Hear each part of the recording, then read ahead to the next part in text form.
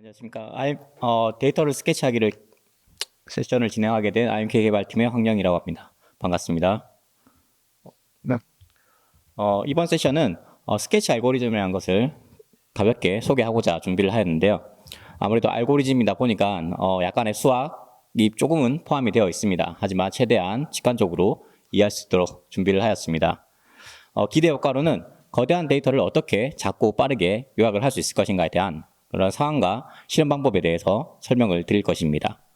그리고 해시 함수를 많이 사용을 하고 계실 텐데요. 이를 어떻게 응용을 하는지도 한번 아이디어를 경험해 보실 수 있을 겁니다. 그리고 특정 라이브러리나 툴을 이용해서 예를 들었지만 이에 종속되는 내용은 아니고요. 그리고 꼭 이걸 써야 된다는 것이 아니고 이런 것도 있다는 그런 내용으로 정답은 없다고 이야기를 드릴 수 있습니다. 그럼 세션을 시작하도록 하겠습니다. 아마존 CTO인 버너 보게스는 AWS 리인벤트 2023에서 개발자들에게 두 가지 사항을 주문을 했는데요. 첫 번째는 서비스를 처음 만들 때부터 비용을 고려한 기술 아키텍처를 그려야 한다는 것과 두 번째로 비용 절감으로 이어지지 않는 기술과는 과감하게 결별을 해야 된다는 것입니다. 즉 무엇을 개발하든 비용을 항상 염두에 두고 진행을 해야 된다는 것인데요. 그렇다면 왜 이런 이야기가 나오게 되었을까요? 현재 대용량 처리 기술이라고 하면 마이크로 서비스 아키텍처와 클라우드 서비스 이 두 가지를 빼놓고 이야기할 수 없을 겁니다. 이러한 기술들은 서비스를 보다 작게 만들고 그리고 쉽고 빠르게 배포할 수 있도록 운영에 초점을 두고 있는데요.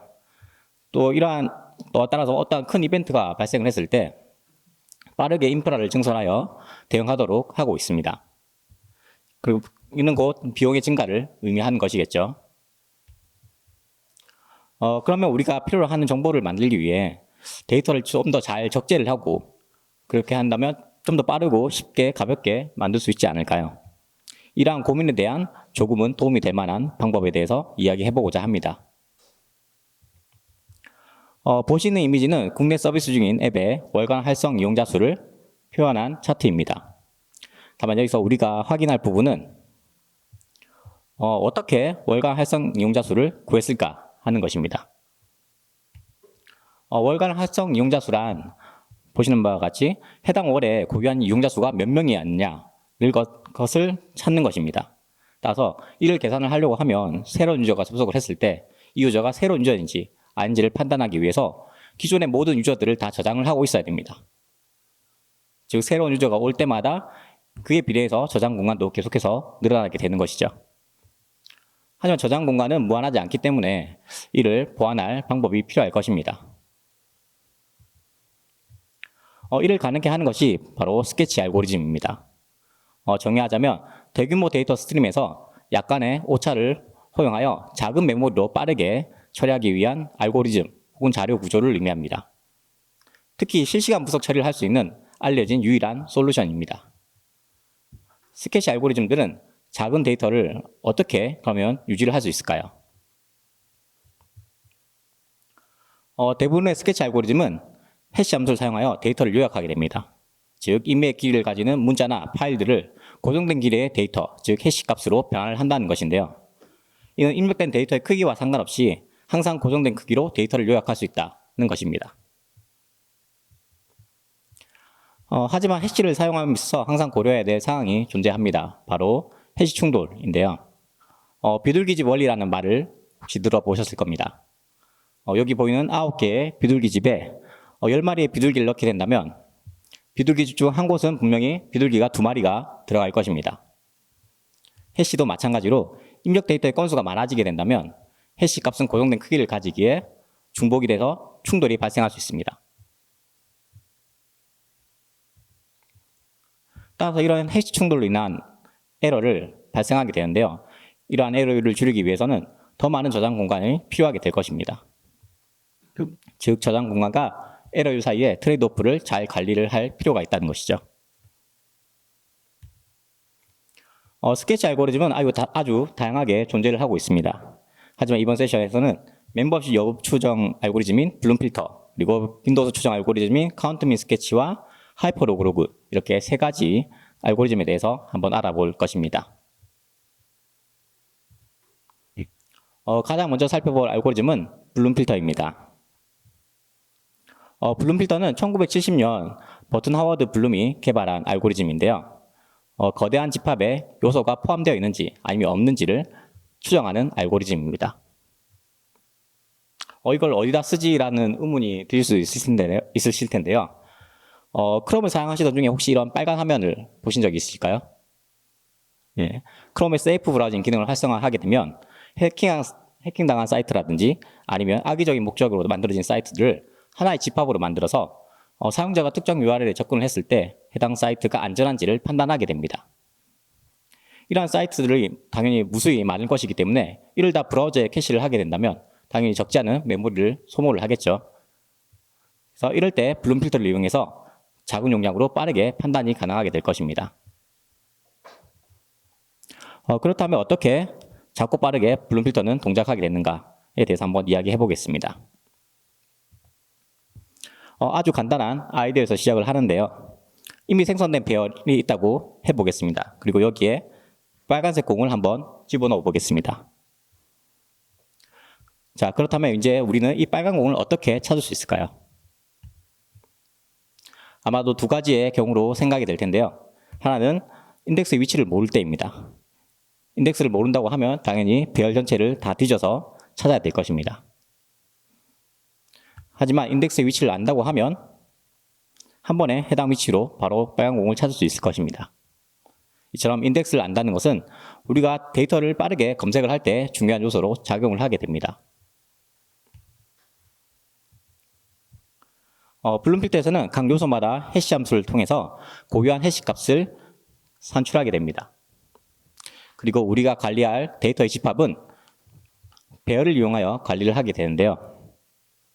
요소를 추가하자고 한다면 해시 함수를 통해 구해진 이 해시 값을 인덱스로 사용을 하게 된다는 것입니다. 그래서 해당 인덱스의 위치에 빨간 공을 저장시키게 됩니다. 그렇다면 이렇게 데이터 요소에 대해서 전체를 통째로 저장을 할 필요가 있을까요? 아마도 필요가 없을 것입니다. 왜냐하면 인덱스의 위치가 곧 해시 값이었기 때문에 요소를 대표한다고 볼 수 있다는 것이죠. 그래서 그렇다면 블룸 필터의 목적은 무엇이었습니까? 존재 여부를 확인하는 것이 목적이었기 때문에 굳이 요소를 저장하지도 않을 거면 비트를 이용해서 1이면 있다, 0이면 없다고 저장을 할 수 있을 것입니다. 그렇게 된다면 당연히 용량 자체는 굉장히 많이 줄어들게 되는 것이죠. 그렇다면 필터에 요소가 있는지 없는지는 어떻게 확인을 할까요? 동일한 요소는 당연히 동일한 해시 값을 가질 것이기 때문에 인덱스를 확인하여 해당 인덱스의 값이 1이 출력이 된다면 해당 요소는 존재한다고 판단할 수 있을 것입니다. 이번엔 새로운 요소인 노란색 공을 한번 확인해 보겠습니다. 하지만 불행하게도 해시 값이 4로 빨간색 공과 동일합니다. 즉 해시 충돌이 발생한 것인데요. 이렇게 빨간색 공과 동일한 해시 충돌이 발생하게 된다면 빨간색 공 때문에 노란색 공은 실제로 존재하지 않지만 존재하는 것처럼 표현이 되게 됩니다. 즉 이러한 거짓된 결과를 거짓 양성이라고 부르는데요. 이런 거짓 양성이 많아지게 된다면 당연히 블룸 필터의 신뢰도는 떨어지게 될 것입니다. 그렇다면 어떻게 거짓 양성을 줄일 수 있을까요? 가장 쉽게 떠올릴 수 있는 방법은 저장 공간, 즉 배열의 크기를 늘리는 방법일 것입니다. 해시 값은 배열의 인덱스로 지금 사용을 하고 있으므로 배열의 크기가 증가한다면 당연히 그만큼 해시 값을 쓸 수 있는 범위 또한 넓어지기 때문에 이러한 해시 충돌을 완화할 수 있을 것입니다. 또 다른 방법은 해시 함수를 하나만 사용하는 것이 아니라 여러 개를 쓴다는 것입니다. 여러 개의 해시 함수를 통해서 생성된 해시 값이 하나라도 다르게 된다면 두 가지 요소는 서로 다르다고 판단할 수 있다는 것이죠. 따라서 블룸 필터의 실제 모습은 보시는 것처럼 큰 배열의 하나의 요소에 대해서 여러 해시 함수를 통해서 데이터를 저장하고 또는 조회하고 이렇게 하게 됩니다. 그리고 조회 시에는 해당 인덱스에 산출되는 값들이 다 1이 되어야 있다고 판단을 할 수 있게 된다는 것이죠. 이렇게 조회 공간을 늘리고 해시 함수들 여러 개를 쓴다고 하여도 거짓 양성은 여전히 존재를 하게 되는데요. 필터의 배열의 크기 자체가 이미 생성할 때부터 고정되어 있기 때문에 수용할 수 있는 것보다 더 많은 데이터를 입력을 하게 된다면 한 요소의 이제 비트 배열의 대부분의 값들이 1로 채워지는 현상이 발생하게 됩니다. 즉 이렇게 된다고 하면 어떤 값을 조회해도 다 1이 조회가 되기 때문에 거짓 양성이 나타날 수 있다는 것이죠. 이제 빨간색으로 그려진 박스가 그려진 까만색 라인을 한번 살펴보겠습니다.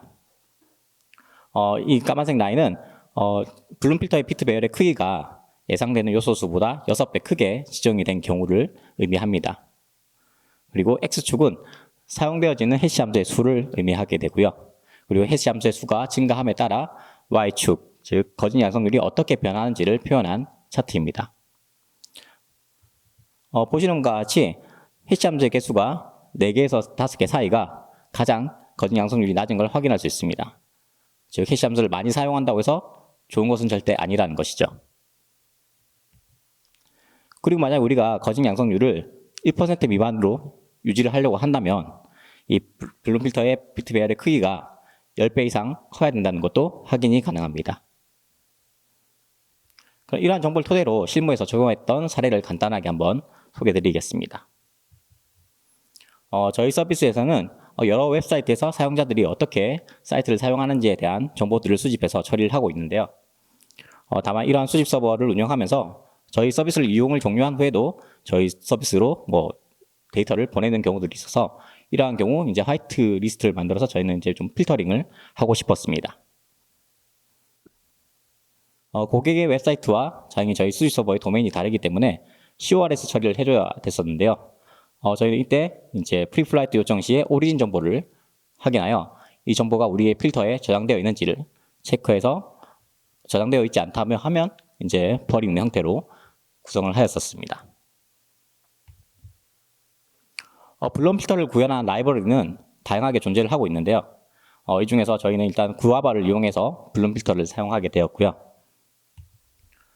구아바에서 블룸 필터를 사용하게 되려고 하면 보시는 바와 같이 블룸 필터 크레이트라는 메소드를 이용을 하게 되는데 이때 두 가지 변수, 즉 예상되는 요소의 수와 얼마의 거짓 양성률을 가질 것인가에 대한 두 가지 변수를 입력을 하게 되어 있습니다.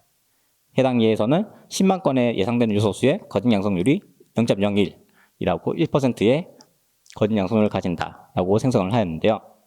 앞서 차트에서 보셨다시피 1%의 거짓 양성률을 가지기 위해서는 블룸 필터의 비트 배열의 크기가 예상되는 요소 수의 10배 정도 생성이 되어야 됩니다. 따라서 보시는 바와 같이 오른쪽에 보시는 바와 같이 지금 96만 비트 배열의 길이를 나타내고 있는 것입니다. 약 10배에 가깝게 나타내고 있는 것이죠. 그리고 이러한 비트 배열의 블룸 필터의 사이즈는 단 117kB로 매우 작게 유지가 됩니다.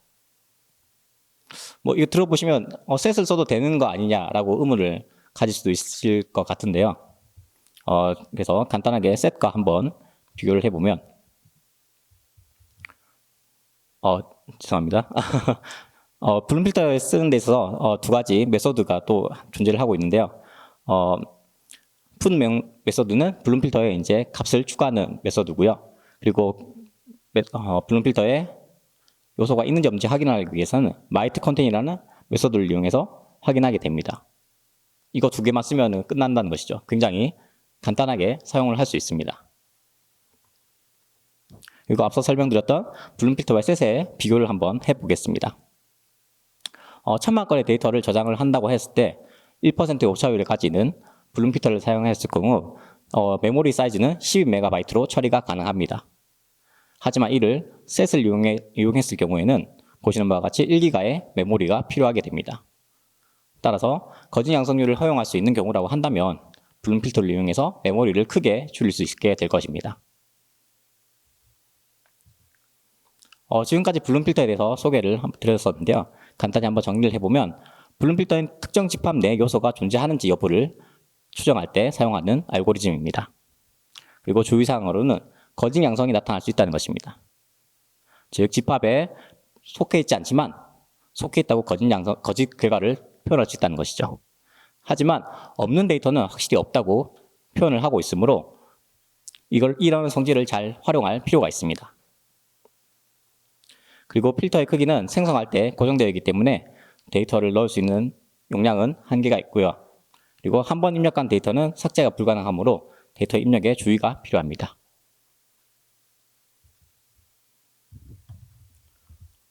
네, 두 번째로 살펴볼 알고리즘은 카운트 민 스케치입니다.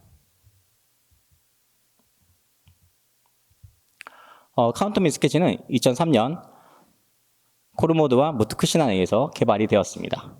각 요소의 빈도수, 즉 개수를 파악하는 알고리즘입니다.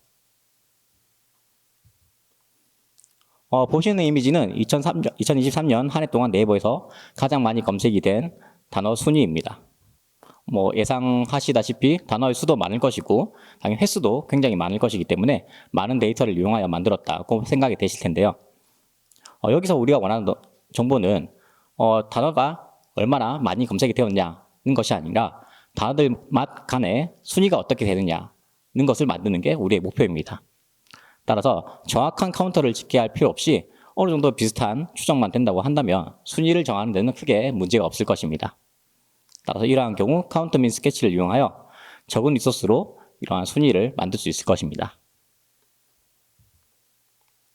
앞서 블룸픽터에서는 해시 값을 배열의 인덱스로 사용을 한다고 하였는데요. 카운트 민 스케치에서도 동일하게 해시 값을 인덱스로 사용을 하게 됩니다. 다만 차이점은 블룸픽터에서는 데이터의 존재 여부를 확인하는 것이 목적이었기 때문에 비트를 이용해서 데이터를 저장을 하였지만 카운트 민 스케치는 이제 빈도수를 추정하는 것이 목적이므로 숫자형의 데이터를 사용하게 됩니다. 어쨌든 요소 자체를 저장을 하지는 않으므로 저장 구간을 크게 줄일 수 있을 것입니다.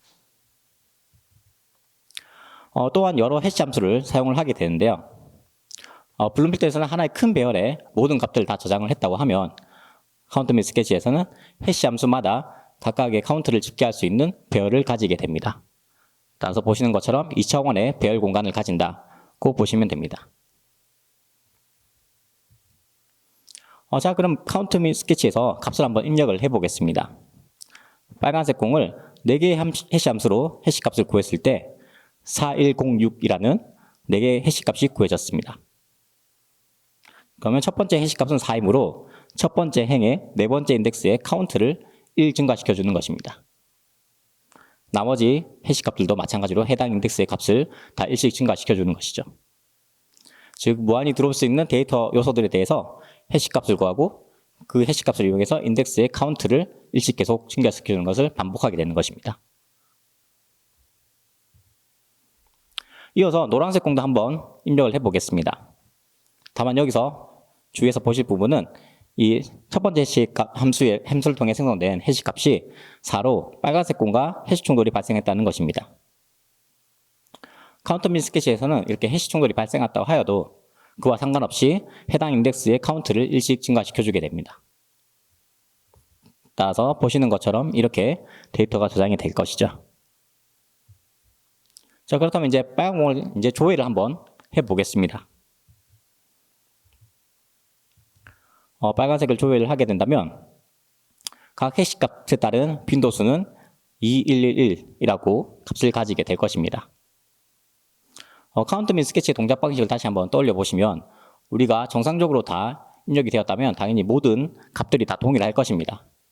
하지만 해시 충돌이 발생을 했다면 당연히 그 값은 내가 넣은 입력 값보다 더 크게 나타날 것입니다.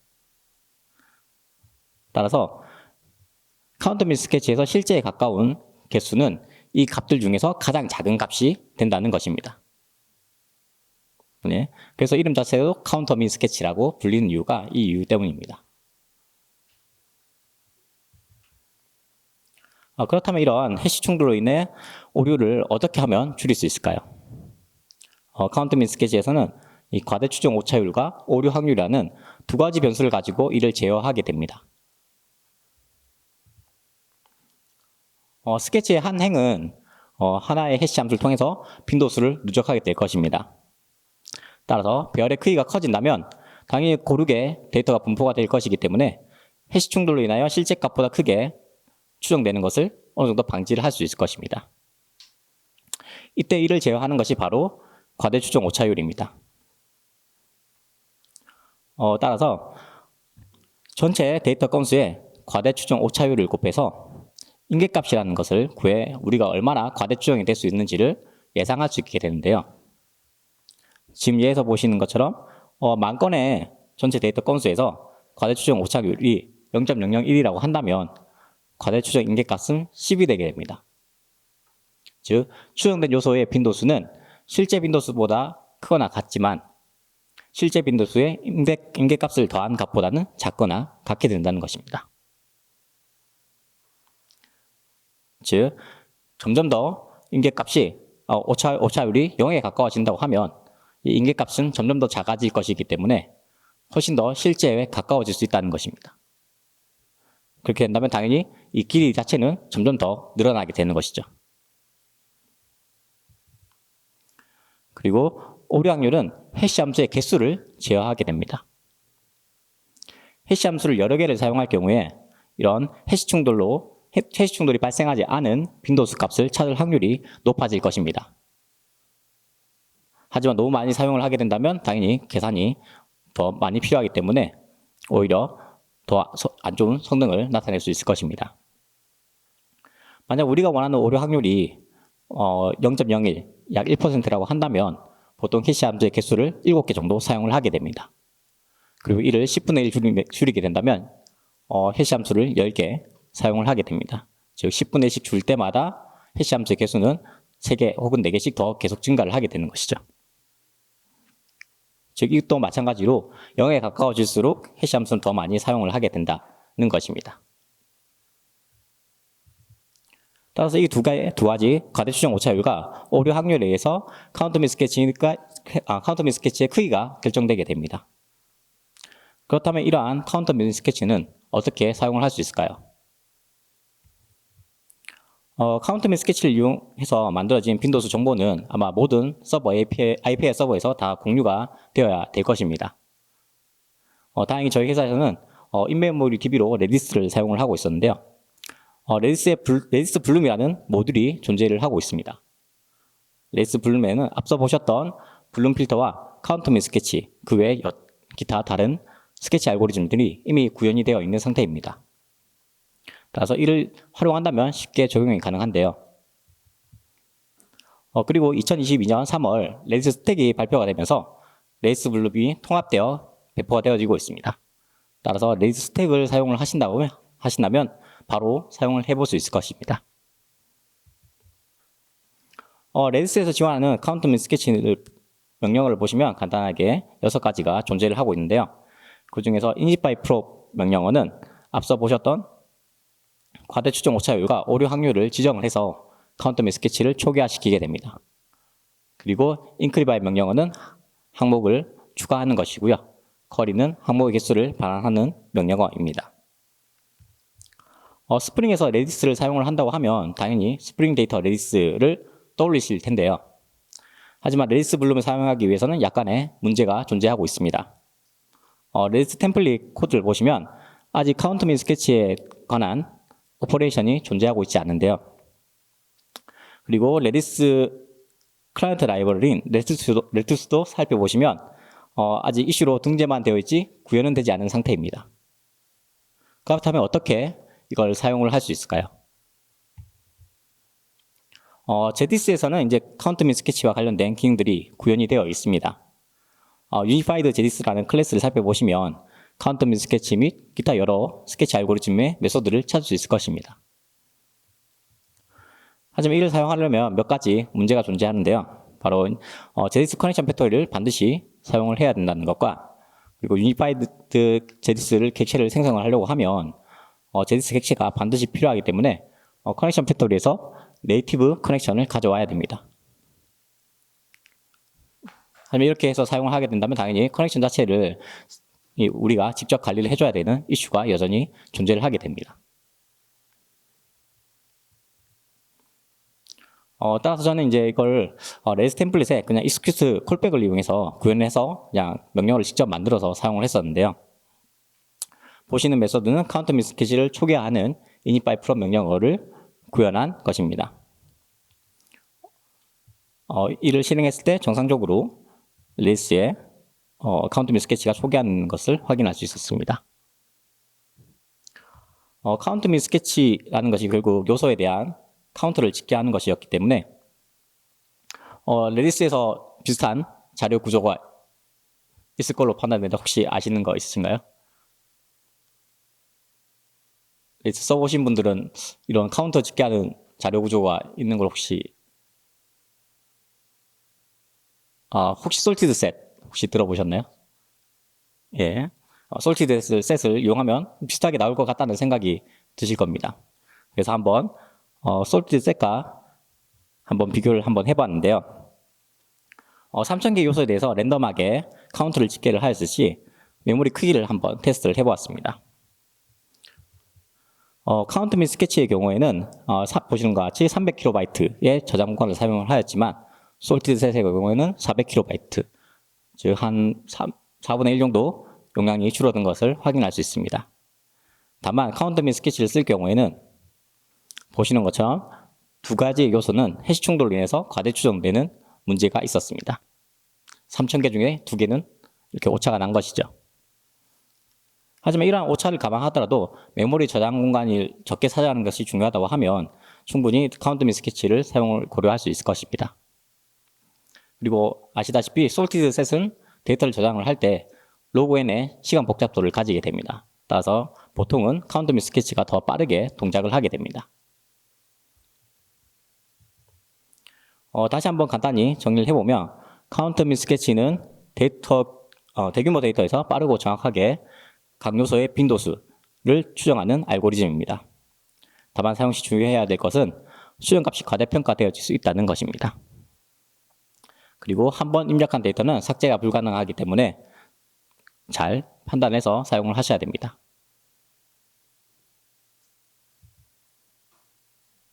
네, 이제 마지막 알고리즘인 하이퍼로그로우입니다.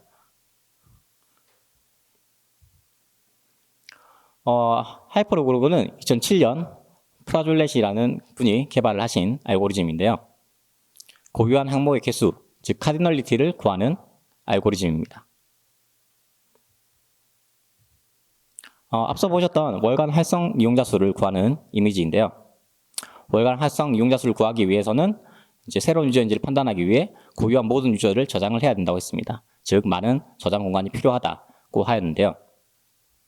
그렇다면 어떻게 이러한 데이터를 작은 공간을 이용해서 구할 수 있을까요? 하이퍼로그로우 또한 해시 함수를 사용을 합니다. 다만 앞에서는 이제 해시 값을 그냥 숫자로 사용을 했다고 하면 이번에는 이진 배열로 사용을 한다고 이야기해 보겠습니다. 이러한 이진 배열은 당연히 동일한 요소에는 동일한 값을 가질 것이지만 다른 요소에 대해서는 아마 독립적인 다른 값을 가질 것입니다. 따라서 요소 자체를 비교하지 않아도 이 해시 값을 비교해서 고유한 값이 무엇인지는 확인할 수 있을 것입니다. 하지만 입력되어지는 값이 많다고 하면 결국 이런 해시 값을 저장하는 것도 많은 용량을 차지하게 될 것입니다. 따라서 하이퍼로그로우에서는 이 해시의 무작위성이라는 성질을 이용하게 됩니다. 무작위성이라는 것은 만약 알파벳 A를 해시 함수를 구했을 때 보시는 바와 같이 해시 값이 출력이 되었다고 한다면 이와 인접한 알파벳 B를 해시 값을 구하게 될 경우에 이와 관련이 없이 무작위의 해시 값이 출력이 되게 된다는 것입니다. 즉 입력 값이 조금만 바뀌어도 해시의 값은 전혀 예측을 할 수 없다는 것이죠. 따라서 이 이진 배열을 이루고 있는 이 0과 1은 각각 2분의 1의 확률로 랜덤하게 생성이 되어졌다고 생각할 수 있다는 것입니다. 자, 그럼 여기서 0과 1을 가지고 이를 이제 동전으로 비유해서 한번 게임을 한번 진행을 한번 해보겠습니다. 룰은 간단합니다. 동전의 앞면이 나오면 계속해서 던지고 뒷면이 나오게 된다면 멈춥니다. 그리고 이렇게 만들어진 이러한 요소를 하나의 집합으로 사용을 한다는 것이죠. 여기서 중요한 점은 이렇게 앞면이 길게 나올 확률은 굉장히 얻기 힘들다는 것입니다. 만약 보시는 것처럼 누군가 동전의 앞면이 3개인 조합을 우리에게 이제 보여준다고 하면 이러한 조합을 얻을 확률은 얼마나 될까요? 아마도 앞면이 나올 확률 2분의 1 곱하기 2분의 1 곱하기 2분의 1 그리고 뒷면이 나올 확률 2분의 1 총 16분의 1이 될 것입니다. 즉 16번 던져야 이러한 조합을 한번 만들 수 있다는 것이죠. 다른 말로 하면 평균 16번을 던지기 때문에 16가지의 조합이 나올 수 있다고 생각할 수 있습니다. 예. 따라서 이를 일반화 시켜보면 자신이 얻은 가장 긴 연속된 영의 개수를 L이라고 했을 때 동전을 던진 횟수는 2의 L 플러스 1승이 된다는 것입니다.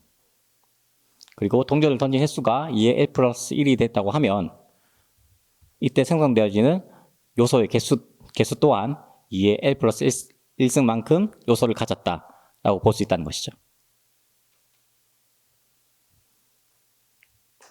그렇다면 이 개념을 가지고 다시 이진 배열로 돌아가 보겠습니다.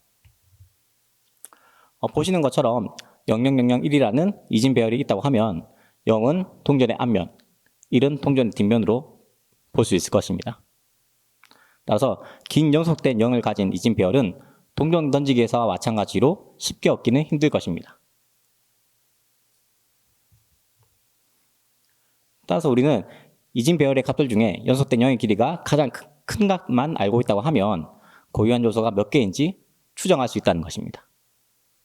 지금 보시는 예에서는 가장 긴 0의 개수가 2가 되므로 추정된 고유한 요소의 개수는 2의 3승, 즉 8이 된다는 것입니다.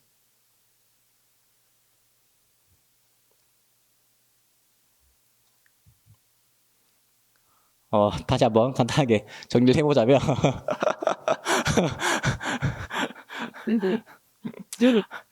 간단할 모든 이진 배열들 중에서 이렇게 가장 연속되는 0이 가장 긴 녀석만 알고 있다고 하면 우리는 이걸 이용해서 0의 개수를 이제 L이라고 개수를 지정을 하겠습니다. 예, 지정하고 그리고 이 L을 이용해서 2의 L 플러스 1승으로 고유한 개수가 몇 개이냐고 추정을 할 수 있다는 것입니다. 그러니까 모든 요소들을 다 알 필요 없이 저 0이 개수가 제일 많은 것만 알고 있다고 하면 저 조합 자체가 얻는 게 힘들기 때문에 저것만 알고 있다고 하면 우리는 몇 번 정도 던져서 이게 나왔을 거다라고 추정을 할 수 있다는 것이죠. 예. 좀 어려운가요? 네. 그렇다면 이러한 걸 저장하기 위해서 메모리 공간은 그러면 얼마나 소요를 하게 될까요? 만약에 고유한 항목의 수가 보시는 것처럼 2의 64승계, 즉 18조개가 있다고 해보겠습니다. 그렇다고 하면 이를 이진 배열로 표현하기 위해서는 몇 개의 어느 정도의 비트 배열이 길이가 몇인 비트 배열이 필요하게 될까요? 18조개를 표현하기 위한 이진수로 표현하기 위한 비트 배열의 크기. 예. 아마 64개가 필요하겠죠, 길이가. 즉, 고유한 항목의 수에서 로그 2를 취한 값만큼만 필요하다는 것입니다. 근데 우리가 알고자 하는 것은 무엇이었습니까? 이 연속된 0의 개수, 최대 몇 개까지인가를 저희는 저장할 필요가, 그것만 알고 있으면 저희는 추정이 가능합니다. 따라서 해당의 경우에서는 64까지, 최대 64까지 저장을 하면 된다는 것이죠. 그럼 64를 저장하기 위해서는 몇 비트가 필요할까요? 네, 로그 2를 취한 6비트면 충분히 표현할 수 있을 것입니다. 따라서 하이퍼로그로 해서 하나의 카디널 키를 추정하기 위해서 필요한 비트 수는 단 6비트만 필요하다는 것입니다. 이렇게 고유 항목의 수에서 로그 2를 두 번 취한 값만큼만 메모리 저장 공간이 필요하다고 해서 로그라는 이름이 뒤에 붙게 된 것입니다. 지금까지 살펴본 이런 계산 방식은 작은 메모리로 어쨌든 빠르게 산출이 된다는 것은 이해를 했습니다. 하지만 두 가지 문제점이 존재를 하고 있는데요. 바로 2의 거듭 제곱 값만을 가진다는 것입니다. 보시는 바와 같이 2, 4, 8 이렇게 빠르게 커지는 상황에서 실제의 값은 2의 거듭 제곱이 아닐 확률이 훨씬 더 높을 것입니다. 따라서 많은 오차를 가지게 된다는 것이죠. 그리고 두 번째는 매우 운이 좋은 경우입니다. 처음 딱 한 번 던졌는데 가장 긴 영의 개수 0이 한 5개 이렇게 나와버리게 된다면 실제는 한 번이지만 추정된 개수는 2의 6승이 돼버리는 것이죠. 그래서 이 알고리즘은 매우 많은 운에 의해서 값이 산정되게 됩니다. 그래서 이러한 두 가지 문제점을 해결하기 위한 방법이 후에 나오게 되는데요. 그래서 계산 방식을 조금씩 바꿔서 이러한 오차율을 줄이게 됩니다. 보시는 것과 같이 로그로그, 슈퍼로그로그, 하이퍼로그로그 이렇게 세 가지로 진화를 하게 되는데요. 로그로그는 가장 긴 잠시만요. 로그로그의 경우에는 해시값의 앞에 몇 비트를 그룹 혹은 버킷을 만들게 됩니다. 그리고 나머지 이진 배열의 값들을 해당 버킷에 집어넣어 각 버킷마다 가장 긴 영의 개수가 몇 개인지를 추적하게 되는 것입니다. 즉 버킷마다 몇 개의 긴 게 0이 몇 개인지를 확인한다는 것이죠. 그렇게 된다면 보시는 것처럼 각 버킷마다 L 값들이 구해질 것입니다. 그리고 이 값들을 평균을 구해서 한 버킷의 카디널리티를 추정을 하는 것이죠. 이렇게 구한다고 하여도 결국 이제 과대 추정되는 문제가 있어서 수학적 분석을 통해서 이 폐양 제거 상수라는 것을 곱하게 됩니다. 이렇게 계산하는 것이 바로 이제 로그로그 알고리즘이라고 하는데요. 하지만 여기서도 이제 문제는 존재를 하고 있습니다. 이 버킷의 각각의 L들 중에 몇몇 값이 굉장히 크게 측정이 되었다고 하면 평균을 구하게 되면 평균이 굉장히 크게 오차가 날 것입니다. 따라서 추정되는 개수도 많은 오차를 가지게 된다는 것이죠. 따라서 이를 계산하기 위해서 이제 로그로그 개발자는 이제 슈퍼 로그로그라는 것을 제안을 하게 됩니다. 이 각 버킷의 L 값들을 구한 후에 정렬을 해요. 30% 큰 값들은 제거를 하고 나머지 70%만 가지고 평균을 구해서 계산을 한다는 것입니다. 하지만 이렇게 해도 약간의 문제가 존재하기 때문에 마지막 최종 진화인 이제 하이퍼 로그로그가 나오게 됩니다.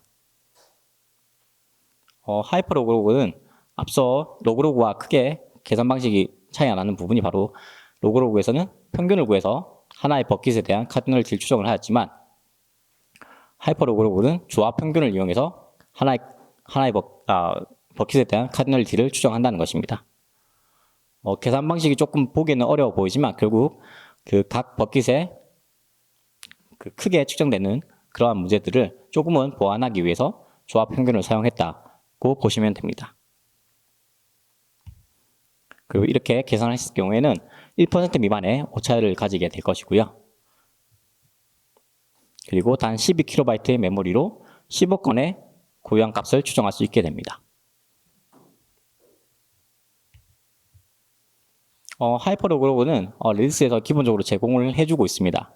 그래서 바로 사용을 한번 해볼 수 있는데요. 보시는 것처럼 1000만 건의 요소를 한번 등록을 해보면 하이퍼로그로그에서 조회 시 보시는 것처럼 1% 미만의 오차, 즉 6588개의 오차가 발생을 하긴 하지만 그래도 1000만 건에 대한 값을 확인할 수 있습니다. 그리고 메모리 사이즈는 단 12KB로 고정되게 됩니다. 즉 데이터 용량을 굉장히 많이 줄인 것이죠.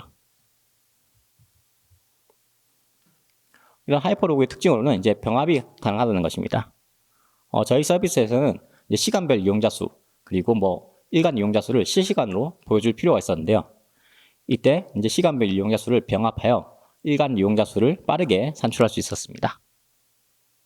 다만 이러한 병합 작업을 하였을 경우에도 이 오류 확률은 1% 미만을 유지하게 된다는 것만 이해를 하고 계시면 될 것 같습니다. 마지막 특징으로는 직렬화가 가능하다는 것입니다. 하이퍼로그로그는 12KB의 바이트 배열로 이루어져 있기 때문에 이를 직렬화해서 DB나 레디스에 보관을 했다가 필요할 때 리스토어하여 사용을 할 수 있습니다.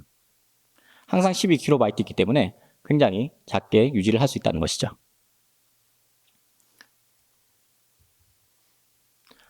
이상으로 하이퍼로그에 대한 설명을 마치고 간단히 한번 정리를 해보면 하이퍼로그는 대규모의 데이터에서 고유한 값의 개수, 즉 카디널리티를 추정하기 위한 알고리즘입니다.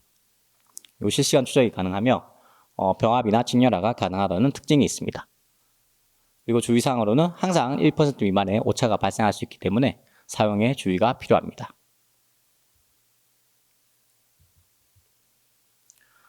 지금까지 스케치 알고리즘이 무엇인지와 세 가지 대표적인 알고리즘에 대해서 소개를 드렸는데요. 최대한 쉽게 한다고 했는데 잘 듣는지 모르겠습니다. 어쨌든 스케치 알고리즘은 작고 빠르게 거대한 데이터를 실시간으로 처리할 수 있는 방법 중에 하나이고요. 이러한 스케치 알고리즘 통해서 해시값을 어떻게 응용해서 사용을 하는지에 대해서도 간단하게 살펴볼 수 있었다고 생각이 듭니다. 하지만 이 스케치 알고리즘을 잘 사용을 하려고 하면 결국은 수학적인 알고리즘의 이해는 조금 필요하긴 한데요. 왜냐하면 이제 그런 사용하기 위해서 변수를 지정해야 되는데 그걸 얼마나 지정을 할지는 이제 사용자가 결정을 해야 되기 때문입니다. 그렇다면 이걸 위해서 그러면 영어로 된 논문을 봐야 되냐고 생각을 하실 수 있을 텐데요.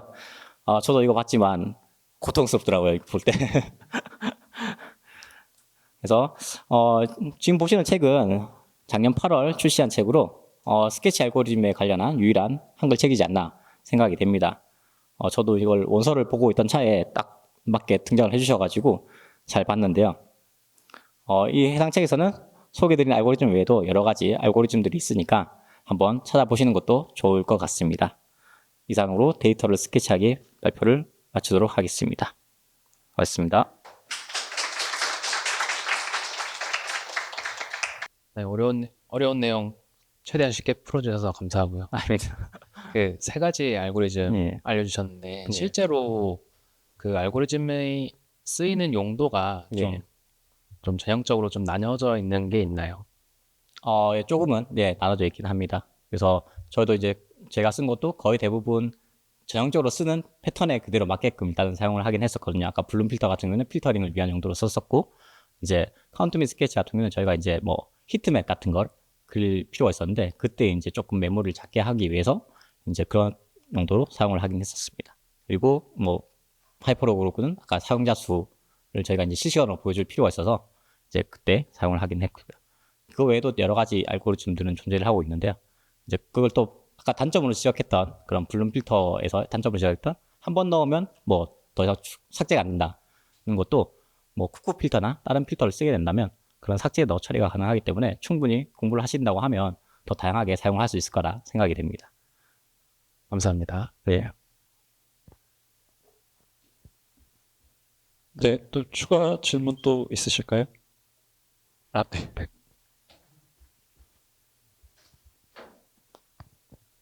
블룸 필터 사용하게 되면은 이제 오차율이 존재하는데 네. 그럼 실제 실무에서는 그 오차율을 혹시 어떻게 처리하시는지 궁금해요. 그냥 이제 오차율이 생긴다라고 해서 이제 뭐 이 정도 생길 거라는 그 뭐라고 네. 해야지?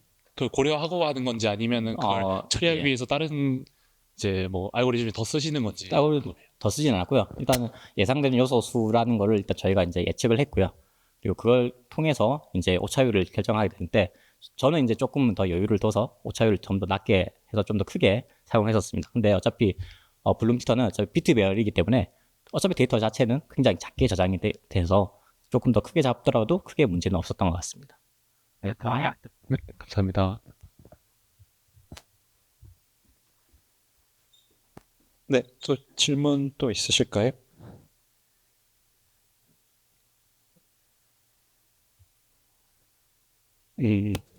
아, 이거 지금 책을 뭐 어떻게 아까 질문 주신 누구한테 그럼 질문 주신 분들은 요거 끝나고 앞으로 나와서 나오시면 될 것 같습니다. 그럼 더 추가 질문 없으시면 여기서 좀 종료를 하도록 하겠습니다. 이번 세션 발표해 주신 황영님께 다시 한번 큰 박수 부탁드리겠습니다.